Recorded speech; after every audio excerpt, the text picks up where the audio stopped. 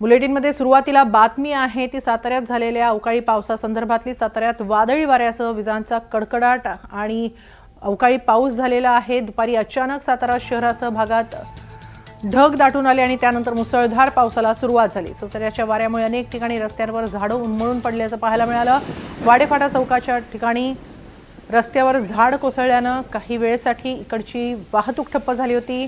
जिल्हा शासकीय रुग्णालय परिसरातही झाडं उन्मळून पडली, तर कोंडवे परिसरात 22 शेळ्या मेंढ्यांवर वीज कोसळून त्यांचा मृत्यू झाला। याबाबत अधिक माहिती घेऊया आमचे प्रतिनिधी राहुल तपासे यांच्याकडून। राहुल, काय अधिक माहिती, सध्या काय स्थिती आहे?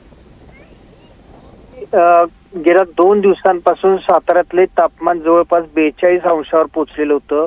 अंगाची लाही होत असताना दुपारी अचानकच काळं ढग दाटून आलं आणि जो काही सुसाट वाऱ्यासह पाऊस कोसळला, त्याच्यामुळे मात्र लोकांची मोठी दैना झाल्याचं एकंदरीत चित्र पाहायला मिळालं।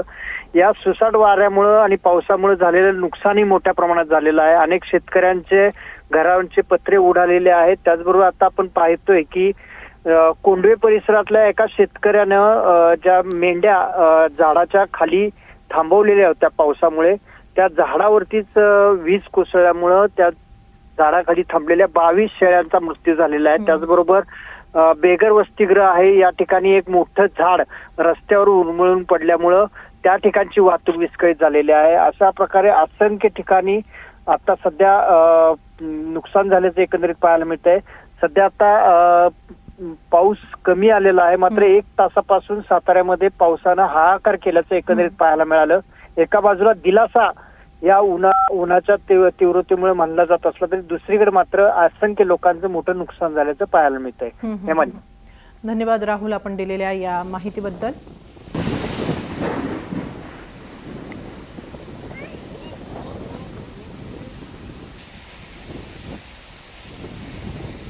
साताऱ्यातली दृश्य आपण पाहतो आहोत। साताऱ्यात अचानक वातावरणात बदल झाला आणि वादळी वाऱ्यासह आणि विजांच्या कडकडाटासह अवकाळी पावसानं हजेरी लावली। यात मोठं नुकसान झालेलं आहे। अनेक ठिकाणी झाडं उन्मळून पडलेली आहेत, त्यामुळे वाहतुकीला खोळंबा झाला। तर एके ठिकाणी शेतकऱ्याच्या 22 शेळ्यांचा वीज कोसळून मृत्यू झालेला आहे। दुसरीकडे सांगलीतही अशीच परिस्थिती